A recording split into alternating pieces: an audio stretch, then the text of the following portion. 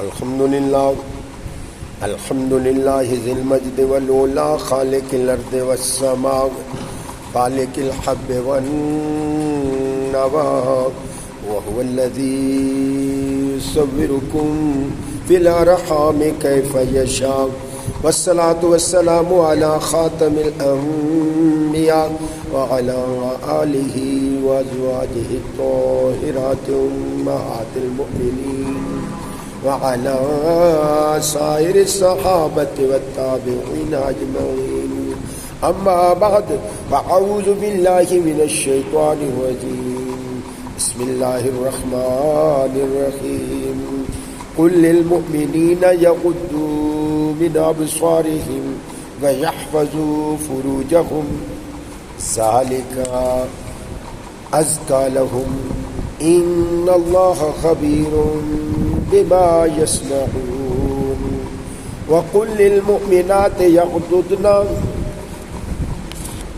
من أبصارهن ويحفظن فروجهن ولا يبدين زينتهن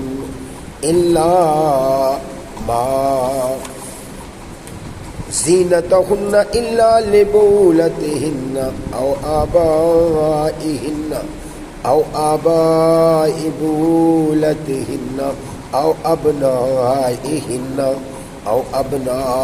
بولتهن أو إخوانهن أو بني إخوانهن أو بني أخواتهن أو نسائهن أو ما ملكت أيمانهن أو التابعين غير أولي العربة من الرجال أو الطفل الذين لم يظهروا على عورة النساء ولا يضربن بأرجلهن ليعلم ما يخفين من زينتهن وتوبوا إلى الله جميعا أيها المؤمنون لعلكم تفلحون صدق الله مولانا العظيم وصدق رسوله النبي الأمي الكريم ونحن على ذلك من الشاهدين والشاكرين والحمد لله رب العالمين.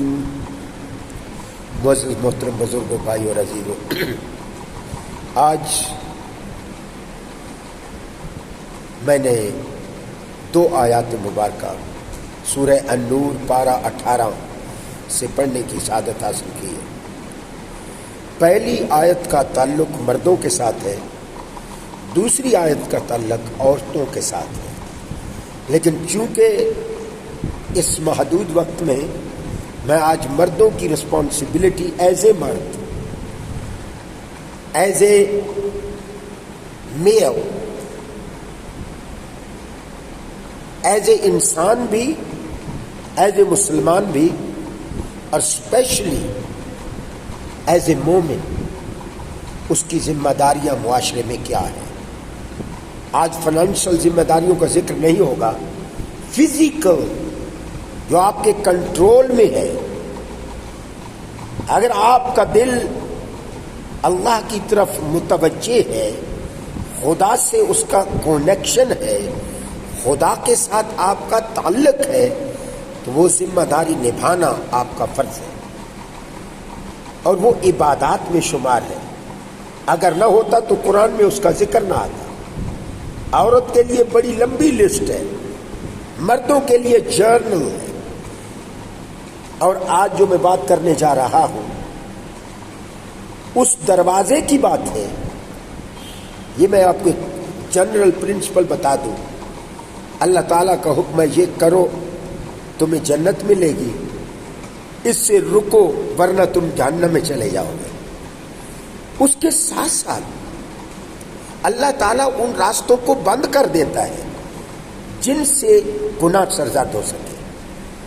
ان راستوں کو بلاکیج کر دیتا ہے تاکہ بندہ گناہ کی طرف جا ہی نہ سکے. وہ راستہ ہی بند ہے تو وہ جائے گا کدھر؟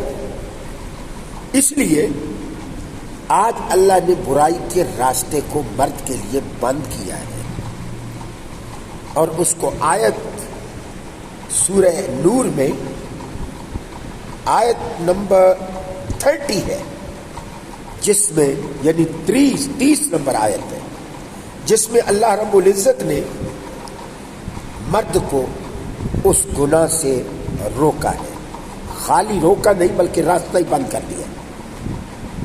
اور حضور سرور عالم صلی اللہ علیہ وسلم نے اس کو احادیث کے آئینے میں اس کی وضاحت فرمائی ہے بڑی کھل کے۔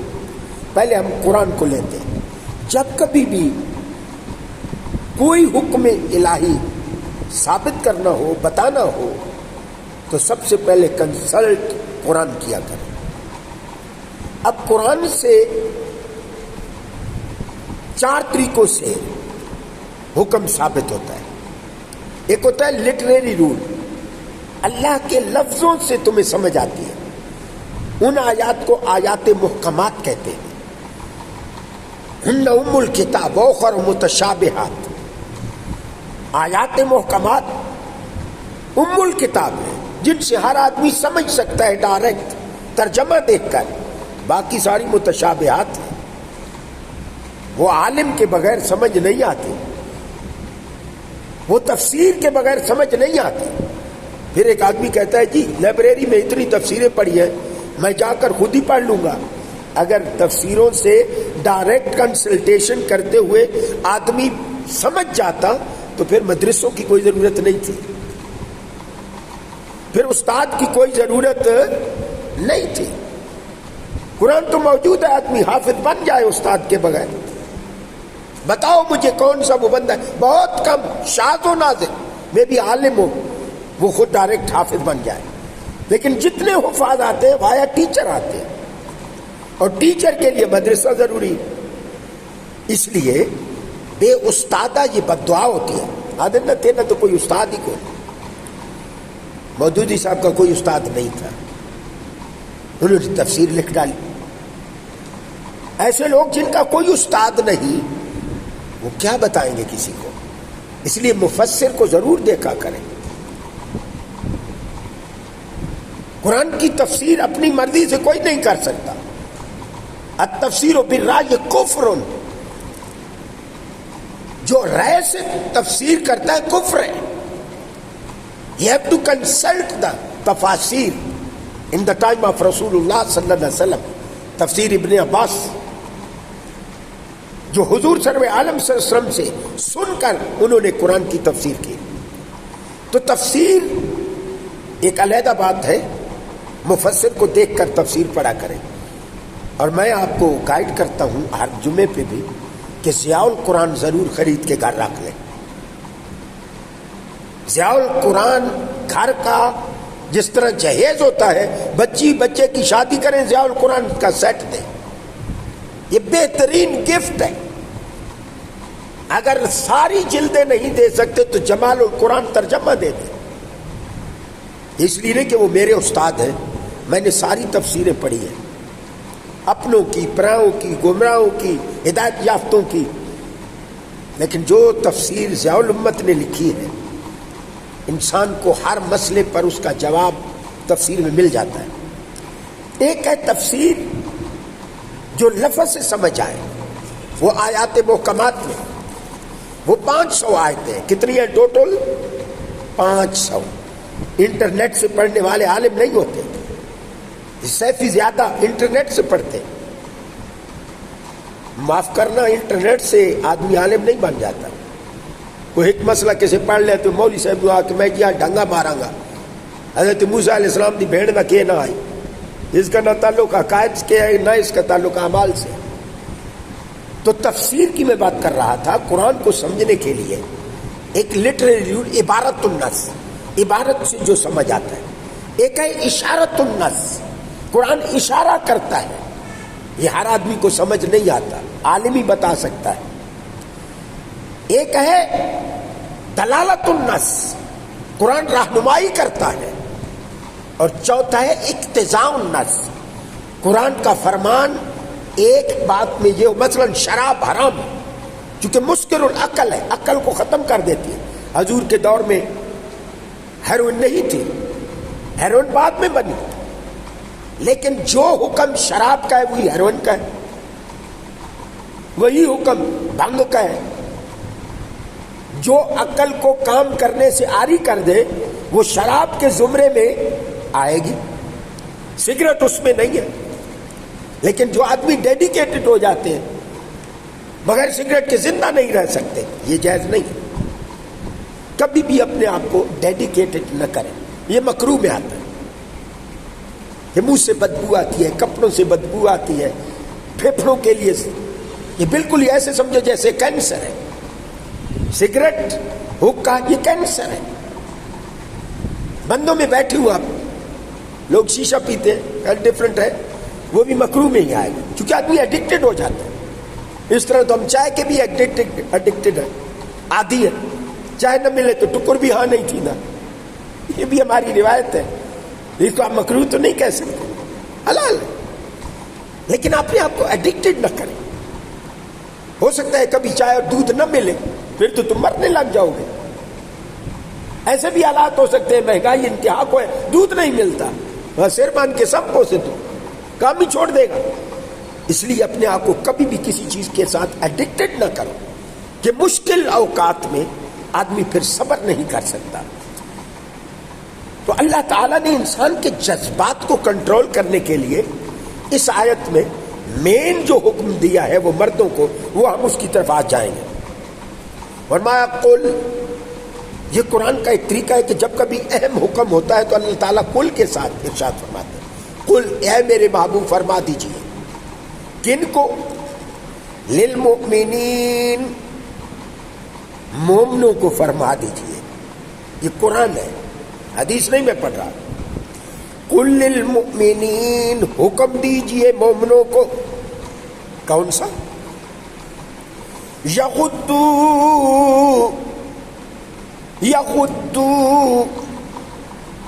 جھکا کے رکھے، نیچا رکھے. ابصارہم، اپنی آنکھوں کو. مرد اپنی آنکھوں کو جھکا کے رکھے، یہ مردوں کے لیے. مرد اپنی آنکھوں کو یغضوا، جھکا کے رکھے، نیچا رکھے. ابصارہم، اپنی آنکھوں کو. وَيَحْفَظُوا، اور وہ حفاظت کرے. فروجہم، اپنی شرمگاہوں کو، اپنی شرمگاہوں کی حفاظت کریں. اللہ پاک نگاہ کا پہلے حکم کیوں دیا؟ کیونکہ نگاہ یہ رستہ ہے اس برائی تک پہنچنے کا. اللہ نے اس رستے کو بند کیا ہے. فروج کی بعد میں ذکر کیا. شرمگاہ تک پہنچنے کے لیے نگاہ پہلے کام کرتی ہے، نگاہوں سے نگاہیں لڑتی ہیں، پھر نمبر ایکسچینج ہوتے ہیں، اور پھر آگے آدمی اس سٹیج پر، سٹیشن پر پہنچتا ہے جہاں سے پلٹ کے آنا پھر مشکل ہو جاتا ہے. وَيَحْفَظُوا، اور حفاظت کریں. فروجہم، اپنی شرمگاہوں کی. First of all keep it down your eyes, then secure and protect your specific part of the body. نگاہوں کو جھکانے کا حکم، رستے کو بند کر دیا. آنکھیں پھاڑ پھاڑ کے کسی عورت کو دیکھتے ہوئے، کسی بچی کو دیکھتے ہوئے، کسی بہن کو دیکھتے ہوئے، رکشے کے اوپر، جامے کے اوپر، کار کے اوپر نگاہوں کو جھکا لیا کرو. جذبات کو کنٹرول کیا کرو. آپے میں رہا کرو، آپے سے باہر نہ ہو جایا کرو.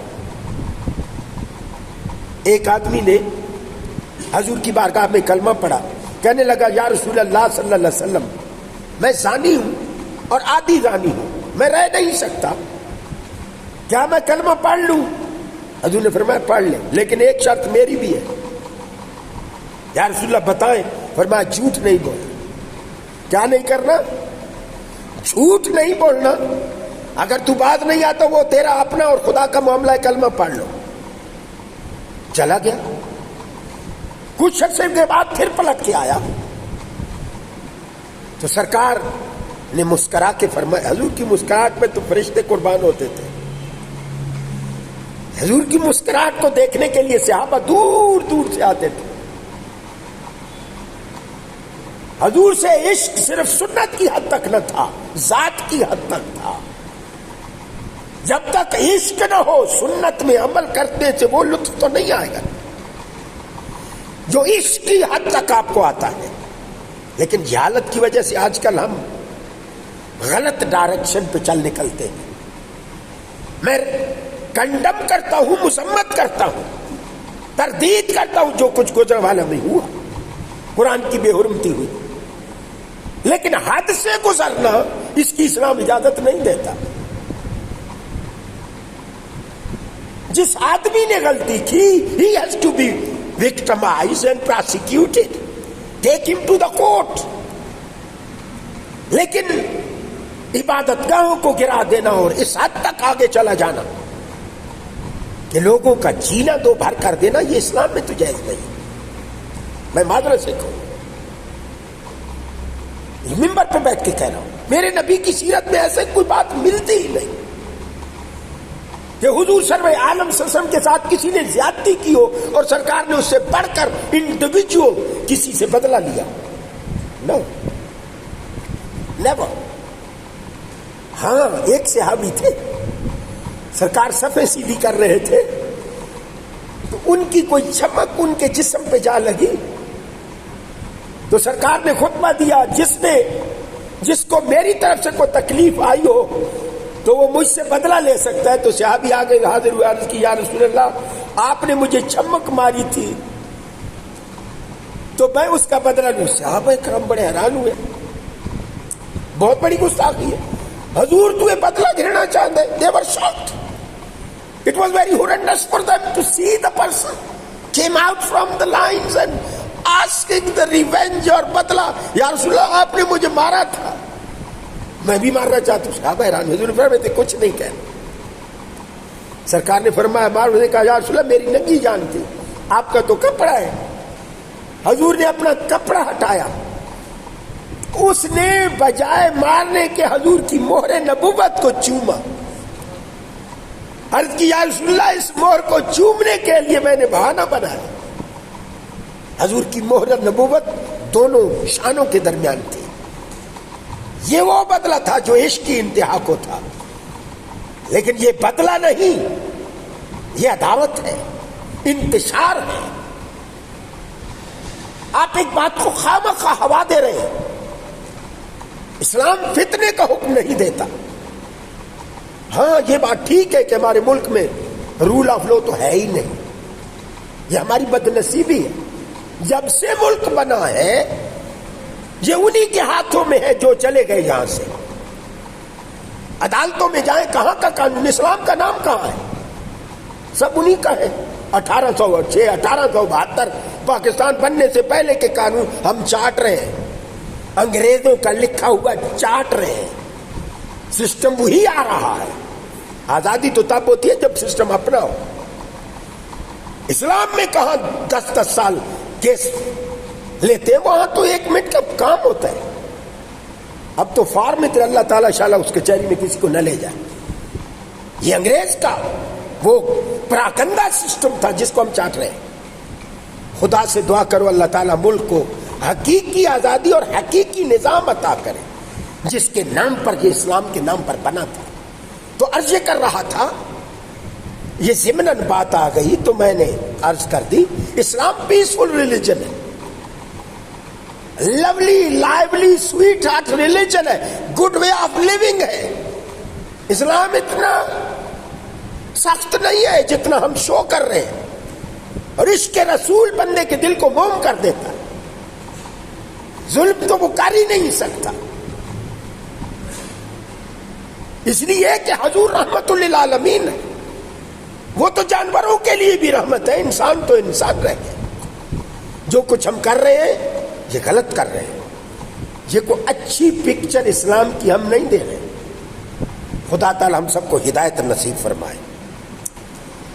عرض کر رہا تھا کہ اللہ نے مرد کے لیے کیا responsibility as a good member of the society, as a father, as a brother, as a son, as a teacher, as a engineer, as a doctor, as a maulana, as a Pir, as a رہنما، as a employer, جو بھی مرد ہے اپنی نگاہوں کو عورتوں کو دیکھ کر نیچے رکھے۔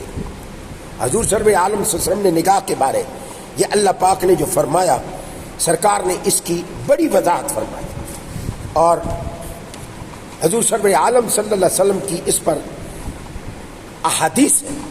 حضور نے فرمایا کہ اگر تم میرے ساتھ ان 6 باتوں کا وعدہ کرتے ہو تو میں جنت کی تمہیں ضمانت دیتا ہوں۔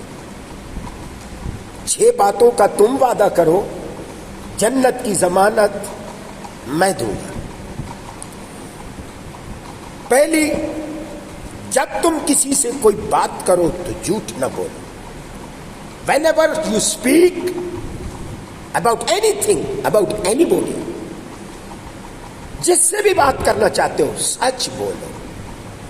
جو ہمارے میرے خیال میں اگر کوئی بندہ پوچھ لے جتی کتنے دی لئی 1000 دی نتے تھی 4000، وہ بھائی تے تو کوئی سیکنڈ ہینڈ کا خریدنی، سچ بول۔ نہیں سمجھے، میں دکاندار کی بات نہیں کر رہا، میں عام حالات کی بات کر رہا ہوں۔ یعنی ہماری نیچر میں جھوٹ، ہر بات میں جھوٹ۔ 2 چیزوں پر جھوٹ کی، وہ بھی جھوٹ کی اجازت دی گئی تاکہ معاشرے میں فتنہ نہ پھیلے۔ پہلی، اگر کوئی 2 آدمیوں میں صلح کرنے ہو تو گاہ میں سچیار مت بنے۔ یقینی بات ہے 2 لڑے ہوئے آدمی ہیں، آپ جا کر صلح کی بات کریں گے، وہ گالی کٹے سی، ناراض ہو سی، وہ اسے بندہ مویا پہ اسے بھرا پتر کسے قتل کر چھوڑے، صلح کی بات کرو گے وہ تو غصہ کرے گا۔ لیکن آپ آ کر اس بندے ظالم اور قاتل کی فیملی کو یہ نہ بتائیں گے کہ وہ کیا کہہ رہا تھا، آپ کہیں گے یار وہ تو اچھا آدمی ہے، تیرے بارے بڑے اچھے لفظ کہہ رہا تھا، صلح تب ہوگی نا، تب آپ کسی مشن تک پہنچیں گے۔ یہ سچ کی بجائے جو دانائی اور وزڈم سے کام لیتے ہوئے آپ اگر سچ کے خلاف بھی بتائیں گے تو یہ ثواب ہوگا۔ دوسرا حضور نے فرمایا ہے انٹرنل لائف، فیملی لائف میں اگر آپ نے کپڑے خریدے ہیں بیوی کے لیے، وہ مل رہا ہے 100 روپے دا غاز، تو 150 دا بیوی نہ اکشتا کہ خوش ہو ونجے پہ مانگا کپڑا گدر، یہ بھی چاہیے۔ اتنے سچ نہ ہو بڑھ سچ بڑھو تو کہ فلانی تو اتنے دا گدر تو چاہنا چنگا جانا ہے، میں جگہ سستا لنڈے دا مال گنا ہے، تاکہ گھریلو لائف پر سکون ہو۔ آپ بیوی کو تھوڑا بہت اونچا، اتنا اونچا نہ نظر جو کا لونڈی نظر آئے، سچ کی حد تک اگر بات پہنچ سکتی ہے اور آپ نے سستی چیز لی ہے ذرا مہنگی اس کو بتا دیں گے، وہ خوش ہو جائے گی بغیر پیسوں کے، یہ بھی جائز ہے۔ یہ 2 جگہ ہے، اس کے علاوہ جھوٹ کی کسی صورت میں اجازت نہیں۔ وہ میں بندے کی بات کر رہا تھا، صحابی کی، جو زنا کی اجازت مانگ رہا تھا، جو کچھ عرصے بعد آیا تو سرکار نے فرمایا بتا بھائی کیا کرتا رہا ہے؟ زنا کیا تھا، کہتا ہے یا رسول اللہ میری عادت ہے۔ سرکار نے فرمایا جس سے زنا کیا وہ کیا کس عمر کی تھی؟ حضور نے سارے رشتے گنے، وہ بیٹیوں جیسی تھی، وہ بہنوں جیسی تھی، وہ ماسیوں جیسی تھی، اس کا تو پسینہ نکلنے لگ گیا۔ کہتے ہیں یا رسول اللہ میں آپ کے ہاتھ پر توبہ کی بیعت کرتا ہوں، آئندہ زنا نہیں کروں گا۔ سرور عالم کے سمجھانے کا طریقہ یہ نہیں تھا جو آج کل ہم نے بنا لیا، جو ہم نے اپنی ذہن سے اختراع نکال لیے اور عشق کا نام دے کر پورے محلے کو، پورے ملک کو ہم فتنے کا شکار کر دیتے ہیں۔ مجھے یہ سمجھ نہیں آتی یہ کہاں سے آئیڈیالوجی ہم نے لی ہے۔ بے مہار ٹائپ زندگی گزار رہے ہیں کہ there is no proper system to deal with the problems. اسلام کی طرف تو ہم نے جانا نہیں ہے۔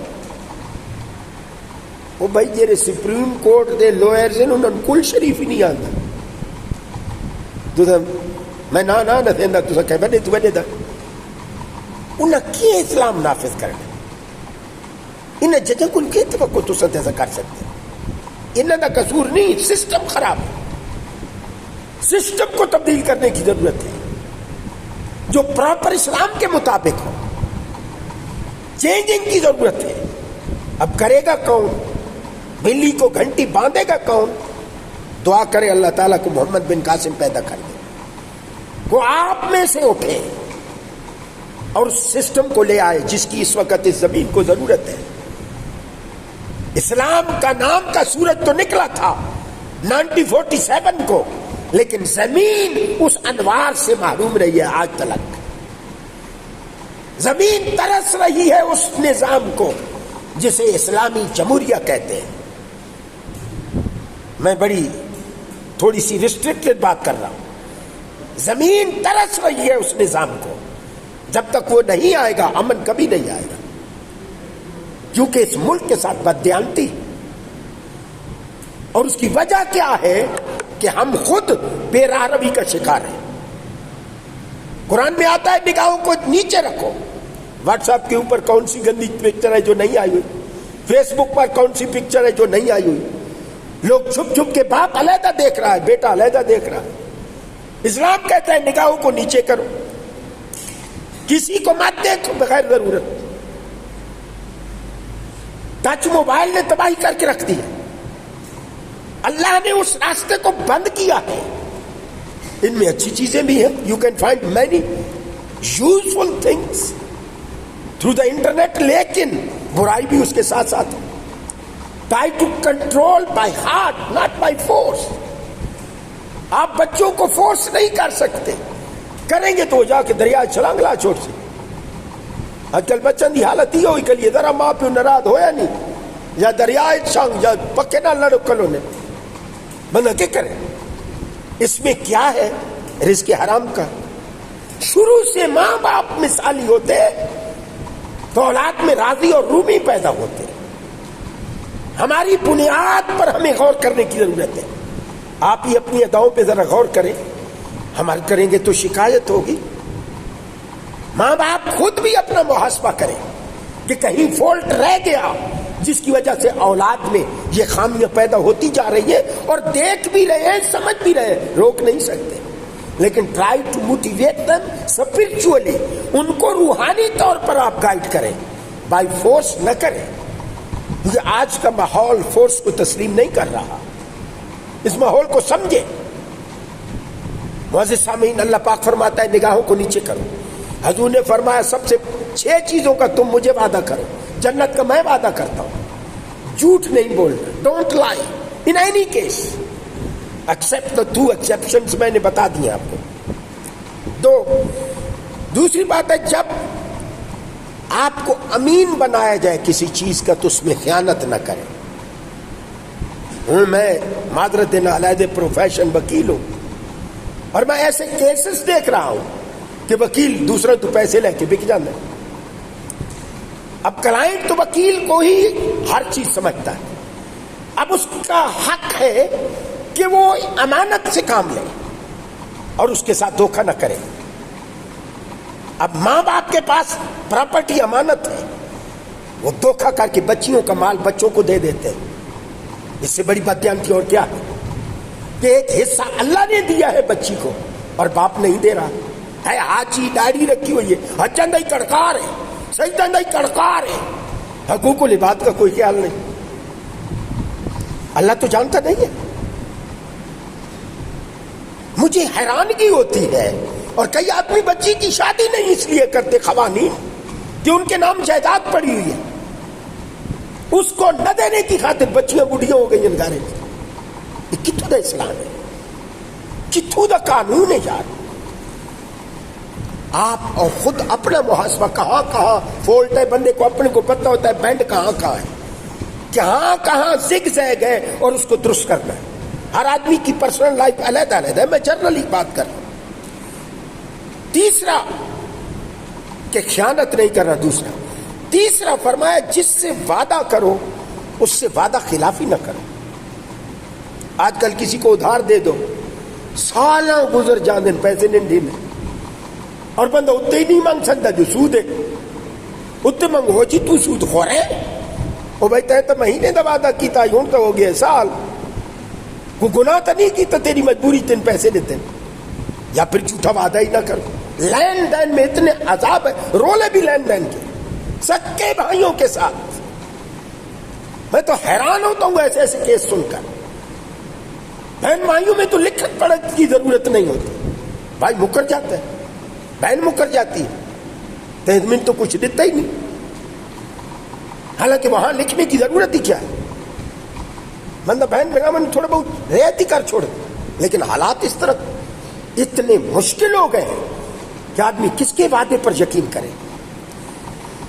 چوتھا حضور نے فرمایا اپنی نگاہوں کو نیچا رکھو، اپنی نگاہوں کو ڈاؤن رکھو، نیچے رستے کی طرف، اگاٹا کر کے انجن جرا لے کے گرفتار شیطان ہوتا ہے وہ بندہ، بھائی مینو کو تاکرے، ہر کالے بھر کے چٹے بھر کے نہیں دیکھنا،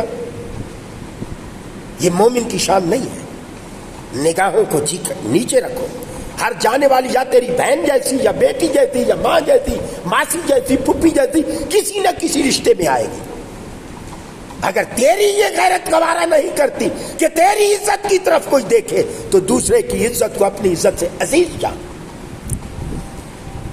پانچویں، اپنے ہاتھوں کو روکے رکھے، دوسرے کو ہاتھ سے دکھ نہ دے، ہو سکے تو سکھ دے، کم از کم دکھ نہ دے۔ المسلم من سلم المسلمون من لسانہ ویدہ، حدیث پاک میں آتا ہے بہترین مسلمان وہ ہے جس کے ہاتھ اور جس کی زبان سے دوسرا مسلمان محفوظ ہو، وہ بہترین مسلمان ہے۔ یہ نہیں آکا جرا نفل پڑھ گا ہوئے، آئے جرا تہجد پڑھ گا ہوئے، دیولے اٹھی کے لوگاں دیا جیباں کپے، کہنیا زمینہ تے قبضے کرے، کہنو رشوتاں دے کے عذاب تے چاڑے، وہ مسلمان اچھا مسلمان نہیں ہے، مسلمان تو ہے گنہگار ہے۔ بہترین مسلمان وہ ہے جس سے دوسرا مسلمان محفوظ رہے۔ چھٹی چیز، اپنی شرمگاہوں کی حفاظت کرو، control and protect your specific part of the body. اپنی شرمگاہ، شرمگاہ جانتے ہو نا، وضاحت کی تو ضرورت نہیں ہے، اسپیسیفک پارٹ تمہیں پتہ ہے، اس کو محفوظ رکھے، ہر ایک کے ساتھ نہ چمٹ جائے، کیونکہ یہ جو چیزیں حرام ہیں اس کو حرام سمجھے۔ دوجن دی کھیتی چ منہ نہ مارے، دوجن دی بٹلی چ منہ نہ پاوے، یہ مومن کی شان نہیں ہے۔ اور یہ 6 باتیں اگلی حضور نے فرمایا، حدیث پاک میں آتا ہے جو شخص مجھے 2 باتوں کی ضمانت دے، کتنی باتوں کی؟ وہ تو 6 تھی نا، 2 باتوں کی، آسان،